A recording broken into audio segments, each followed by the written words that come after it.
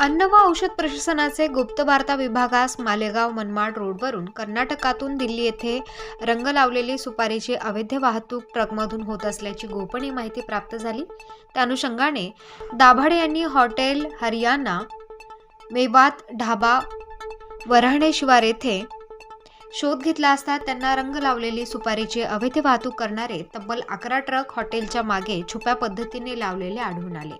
सर्व वाहनांची तपासणी केली असता त्यामध्ये कीटकांच्या प्रादुर्भावाने खराब झालेली व ते लपवण्यासाठी रंग लावलेल्या भेसळयुक्त सुपारीचा सुमारे 250 टन साठा मिळून आला।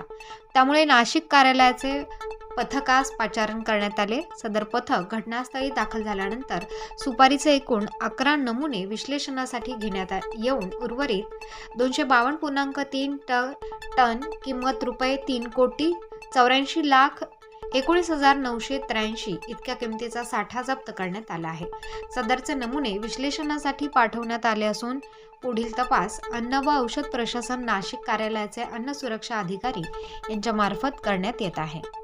सदर कार्यवाही राहुल खाड्यांसह आयुक्त अन्न व औषध प्रशासन मुंबई नाशिक विभागाचे सह आयुक्त संजय नारागुडे यांच्या मार्गदर्शनाखाली सहाय्यक आयुक्त अन्न विवेक पाटील यांच्या उपस्थितीमध्ये अविनाश दाभाडे अन्न सुरक्षा अधिकारी गुप्तवार्ता, प्रमोद पाटील अन्न सुरक्षा अधिकारी, योगेश देशमुख अन्न सुरक्षा अधिकारी, गोपाल कासार अन्न सुरक्षा अधिकारी, अमित रासकर तसेच महिला अन्न सुरक्षा अधिकारी सुवर्णा महाजन, सायली पटवर्धन यांच्या समवेत सचिन झुर्डे नमुना सहाय्यक यांच्या संपूर्ण पथकाने केली असून सदरची कारवाई सोमवारी उशिरापर्यंत सुरू होती। प्रतिनिधी मोहसिन पठाण, स्टार न्यूज, नाशिक।